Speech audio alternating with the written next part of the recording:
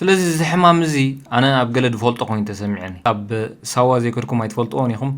ባሕሪ ንክልዋን ኢትዮጵያ ዝምልከት ዝቐረበ ሕቶ ከዓኒ ትኽክል ሕቶ ይብላሉ ኢትዮጵያ ካብ ፈረንሳ ረኺባቶ ዘላ 25 ሚልዮን ዩሮ ከም ዝተዋህበ ሽጋራ ትስሕብ ኣላ ማለት እዩ ስለዚ እታ ቀሺ ዝበለካ እምበር ዝገበሮ ይትግበር ወይ ሓኪም ድዩ ዋላ ቀሺ ሰላም ከመይ ትኾኑ ጋይስ ካፍ ይሊን ሎ ማዓንቲ ካብ ዝተፈላለዩ ትሕዝቶ ተሚሳልና ሳሙዳት 50 ይጽንሑ ላይክ ምግባር ጀምሮ ዛ ቪድዮ ሌትስ ጎ سيز جايز مجمرة بتوم أقدس زبلنا محبرتات كنجمرينا أبي يوغندا حدش حمام تأتات يبالا سخاني دينغا السبهالة زي ساعة حمام مخاني تنجزوا لكم سري ولا لكم كابز حمامو. Selon des moniteurs, environ 300 personnes du district ougandais de Bundibugyo auraient été touchées par une maladie mystérieuse appelée localement Dinga. ስለዚህ ስሪ ወደ ለኹም ዲንጋ ዝበሃል ዘሎ ዞም ክልተ ኣቀዲሞም ክሓልፉ ጸንሑ ከምኡን ዛ ትሪ ወደ ለኹም Cette maladie qui touche principalement les femmes et les jeunes filles. ስለዚህ ዝኻኒ ኣብ 2023 ከም ዝጀመረ ወይ ተራእይኩም ዝነበረ ዩጋንዳ ኣብዚ ሕጂ እዋን ካብ ብዝሒ ኣብ ዩጋንዳ ከምዚ ዓይነት ሕማም ወይ ካኒ ቫይረስ ከምዚ ዓይነት ቫይረስ ይጥቃዕ ከም ዘሎ እዩ ዝንገር ዘሎ ማለት እዩ causes uncontrollable body tremors. Since its first reported case in early 2023, Dinga, which roughly translates to shaking like dancing. ስለዚህ እዚ ሕማም እዚ ኣነ ኣብ ገለ ድፈልጦ ኮይኑ ተሰሚዐኒ مالس إث لوت نبلون نبرنا قدم حج نفولت حمام دي ولاس أدنو حدش حمامي مالت حدش حمام تباهيدي وعماس ميدا زرقة حزر لوجن بزعبا لوت زبال دك أنا سيو ترايز حموز نبرا حمام نسوديو أيقونن بزعبا زافلوت أزر لكم ويكاب زعبا لوت أفلوت أزر لكم نتليكم أب كومنت قلبوا لنا تزيكوينو تحمام ويكات بفيزيكال نريد لنا حدا يزمسل ذات تبلود اللاقوال يتا لوت كاني قوال نحرحيم مالك عهم عينت من قصاص يا ترى مالتي زغن دينغا تباهيل لوغن اوفيشالي بحكمنا ناي يوغندا تغليص زلو خاب 2023 كم زجمره ترايخم زنبر بزحجوان غن ببزحي رأيخم زلو يوم زنغرو زلو بزحجوان كابو استتحزو حمامات كاني وحمامات كاني نابزو يخودو زلو بيوغندا تغليص زلو مالتي It primarily seems to be affecting women and girls, roughly 3 يا ابزون كم تريغو لهم اول ترايو انستي خمن اول ترايو زاتك عيزب زلو سلازي قدم حجي نفولطو نبرنا لوط كان نسيو 100 cases have been documented, all of which are confined to 100 cases كابز حجوان 300 سبات بز 5 تحزو Uganda's Bundibugyo district, and the symptoms include uncontrollable shaking, fever and fatigue, and mobility issues due to the severity of the shaking. Fortunately, no fatalities have occurred, and the illness appears to be treatable with antibiotics, leading to a recovery within a week. There has, however, been a lot of comparisons to the dancing plagues of 15 هل توسخ خابز دينغا زبال حمام نختحوي حدا سومون يزغلق ስለዚ ብዙሕ ተመሳሳሊ ኣሎ ካብ ምስ ለውጥ ማለት እዩ ብዛዕባ ለውጥ ዘይትፈልጥዎ እንድሕር ምናልባት ኣብ ሳዋ ዘይከድኩም ኣይትፈልጥዎን ኢኹም ኣብ ሳዋ ግን ብፍላይ ደቂ ኣንስትዮ ለውጥ ዝበሃል ሕማም ከም ዝሓማ ኣብ ሓደ ሰሙን ካኒ ከም ዝሓውያ ርኢኹም ኢኹም ስለዚ ከምዚ ቫይረስ ኣይኮነን ከም ቫይረስ ዓብ ሕማም ወይ ሕዱር ሕማም ዝኸውን ኣይኮነን ግን ከምዚ እሱ ኣብ ናይ ዲንጋ ዝበሃል ዘሎ ግን ኣብ ሓደ ሰሙን ክትሓውት ትኽእል ኢኻ ተዘይ ኮይኑ ግን ብጓንዳ ወፂ ዘሎ ግን ዲንጋ ዝበሃል ቫይረስ ኢሎም ገሊፆም መስሎ ዘሎ ምናልባት ፍልልይ ክህልዎ ክእል ማለት እዩ ስለዚ ብዛዕባ እዚ ኣፍልጦ ዘለኩም ኣብ ኮመንት ምፅሓፍ ኣይተሕመቑ ኢኹም ካልእ ሓንቲ ናይ ሕብረተሰብና ኣባህላ ወይ ካነ ሓቂ እንድዩ ግን ከም ምስላ እትገልጽ ሓንቲ ቪድዮ ክሪእኩም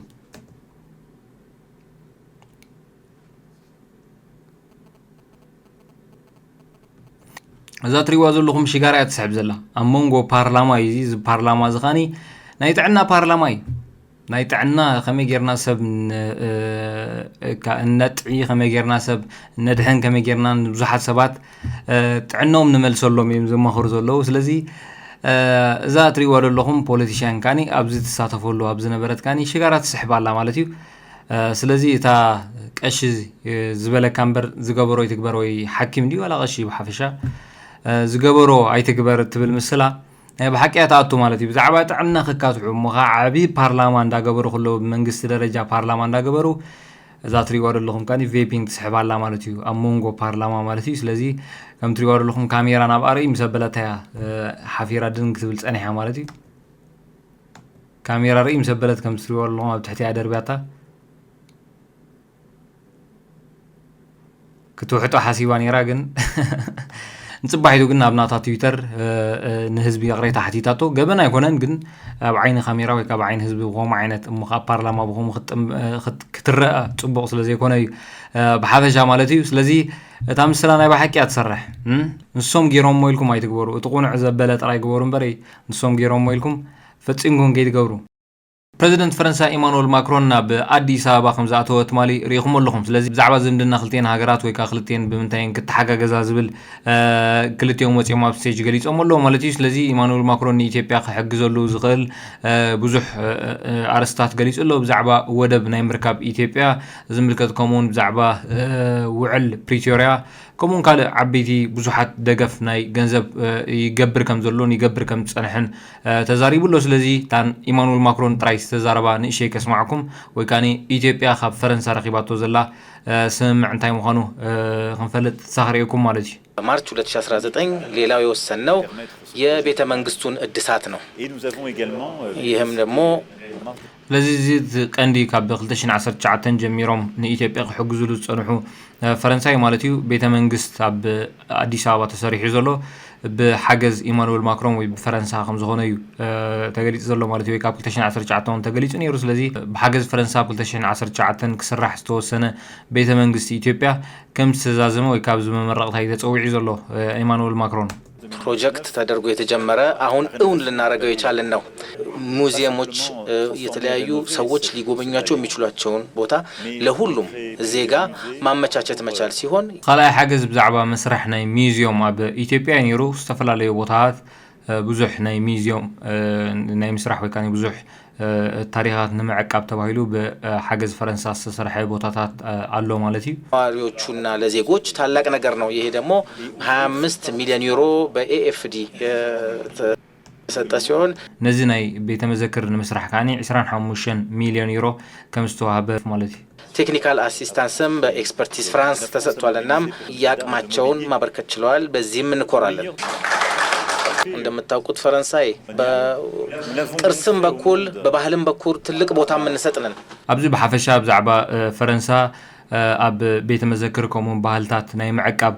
ድሌት ከም ዘለዎም ወይ ከተገዳስነት ከም ዘለዎም ነቲ ኣብ ኢትዮጵያ ዝተሰርሐ ቤተ መዘክር ኣመልኪቲ ይዛረብ ዘሎ ሌላም ደግሞ ኮርቼ ልናገር ወደው የኤሌክትሪክ ኔትወርክ ጋር የፈረንሳይ ድርጅቶች መግባት የሚችሉበት ማጋጣሚ ይኖራል አብረን ከአውሮፓ ህብረት ፋንድ ጋር የባንክም ጭምር የአውሮፓ ባንኮችም ጭምር 80 ሚሊዮን ዩሮ የሚቀርብ ይሆናል ካለ 80 ሚሊዮን ዩሮ ካኒ ናይ ኔትወርክን ኮሙን ኤሌክትሪክን ዝምልከት ካኒ ሓገዝ ንኢትዮጵያ ዝቀረበ እዩ ብፈረንሳ ጥራይ ኮነን ብናይ ሕብረት ኤውሮፓ ዘለዎ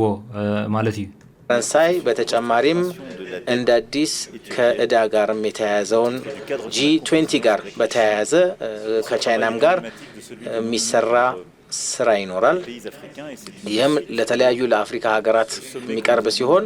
ካልእ ናይ 3 ቢሊዮን ዶላር ሓገዝ እዩ እዚ ንመላ አፍሪካ ዝምልከት እዩ ብሓፈሻ ንመላ አፍሪካ ዝምልከት እዩ ማለት እዩ ዝኻኒ ብፈረንሳ ጥራይ ዘይኮነን በተን ግሩፕ 20 ወይ ከዓ 20 ሃገራት ቻይና ሓዊስ ካብላሎ ስለዚ በዘን ሃገራት ዝቀረበ ሓገዝ ንአፍሪካ ክሳብ 3 ቢሊዮን ዶላር ከም ዘሎ እዩ ዝገልጽ ዘሎ ዩት ወቅቶች መቼ መመቻቸት እንደሚኖርባቸው ከአይኤምኤፍ ጋር መነጋገር ይሆናል በተጨማሪም የፕሪቶሪያን ስምምነት ሰላም ማስፈን ይቻል ዘንድ በሰሜን ኢትዮጵያ ካልእ ብዛዕባ ስምምዕ ፕሪቶሪያ ኣብ ሰሜን ኢትዮጵያ ሰላም ንምስፋን እውን ከም ዝተዘራረቡ ይገልጽ ኣሎ ማሳካትም እየተሞከረ መሆኑን የሚያሳይ ነው ፈረንሳይ ከዚህ ጋር የተያያዙትን ነገሮች ለመደገፍ ትፈልጋለች ፈረንሳ ካኒ በዚ ዝተመልከተ ወይ ካብ ዛዕባ ናይ ፕሪቶሪያ ስምምዕ ፕሪቶሪያ ዝነበረ ንምሕጋዙን ትለለ ከም ዝኾነት እዩ ዝገልጽ ዘሎ እርሻን ማበረታታት የተጎዱ ሆስፒታሎችን መልሶ ማቋቋም ሕርሻ ኣብ ናይ ሕርሻ ምሕጋዝ ከምኡውን ዝተጎድኡ ሆስፒታል ወይ ከዓ ዝዓነው ሆስፒታላት እንዳርሓልን ካኒ መሊስካ ናይ ምጽጋን ሓገዙን ኣሎ ብላሎ ሌላው ደግሞ ክቡር ጠቅላይ ሚኒስትርን ያመሰገንኩበት በቱርክ ከሶማሊያው ፕሬዚዳንት ጋር በ11 ዲሴምበር በፈረንጆች የሰላም ንግግር መደረግ መቻሉን ነው። ካልእ ብዛዕባ 11 ዲሰምበር ኣብ ቱርኪ ዝተኻየደ ሰላም ሶማልን ኢትዮጵያን ዝምልከት ከም ዝሐጎሶ ይዝገልጽ ዘሎ እዚ የባህር በር መኖር አስፈላጊነት ጠቅላይ ሚኒስትር የገለጹት የወደፊት ያሉትን ነገሮች ማመቻቸት መቻል ትክክለኛ ጥያቄ ነው። ስለዚህ ብዛዕባ ባሕሪ ዝምልከት ካኒ ወይ ካኒ ባሕርን ክልዋን ኢትዮጵያ ዝምልከት ዝቀረበ ሕቶ ካኒ ትክክል ሕቶ ይብላሎ። ፈረንሳይ ልትጫወት የምትችለውን ባላት አቅም ማመቻቸት ትፈልጋለች። ይሄም ደግሞ በንግግር በውይይት ዓለም አቀፍ ህጎችን ባከበረ መልኩና ሀገሮችን ባከበረ መልኩ መሰራት የሚችልበትን መንገድ ለኢትዮጵያና ለክልሉ መሳካት የሚችልበትን መንገድ ስለዚህ ብዛዕባ እዚ ኣብ ደገ ባሕሪ ዝምልከት ካኒ ፈረንሳይ ንኢትዮጵያ ክትሕግዛ ድሉት ከም ዝኾነት ንጎረባብቲ ሃገራት ዘይትንክፍ ወይ እውን ብምዝርራብ ከምኡውን ዓለም ለኻዊ ሕግታት ብዘይ ምፍራስ ብሰላማዊ መንገዲ ኢትዮጵያ ኣብ ደገ ባሕሪ እትረኽበሉ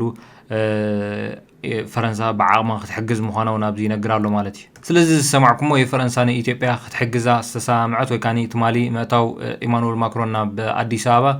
ናይ ክልቲአን ሃገራት ስምምዕ ዝመስል ነይሩ ማለት እዩ። ካልእ ቅድሚ ትማሊ ኣብ ጀርመን ዘጋጠመ ሓደጋ እዩ። ቅድሚ ትማሊ ኣብ ሓደ ናይ እዋን ክሪስማስ እዩ። ስለዚ ኣብ ሓደ ናይ ክሪስማስ ዝእከብሉ ብዙሕ ሰብ ዝእከበሉ ሓደ ወዲ 50 ዓመት ካብ ስዑድ ዓረባዊ ዜግነት ዘሎ ወዲ 50 ዓመት ሙኻ ዶክተር እዩ። ወዲ 50 ዓመት ኣብ ማእኸል ህዝቢ መኪና እንዳዘወረ ኣትዩ ን5 ሰባት ህይወት ክሕልፍ እንከሎ ብዙሓት ሰባት ካኒ በዚ ከም ዝተጎድኡ ወይ ካኒ ኣብ ሆስፒታል ከም ዝርከቡ እዩ ተሓቢሩ ዘሎ ማለት እዩ። ስለዚ ኣብ ጀርመን ልክዕ ኣብ ዓመቱ ካኒ ልክዕ ኣብ እዋን ክሪስማስ ኣብ ዝነበረሉ ዓመውን ከምዚ ዓይነት ሓደጋ ልዕሊ 15 ሰባት ዝቕተለ ከምዚ ዓይነት ሓደጋ ኣጋጢሙ ነይሩ ማለት እዩ። ብዛዕባ እዚ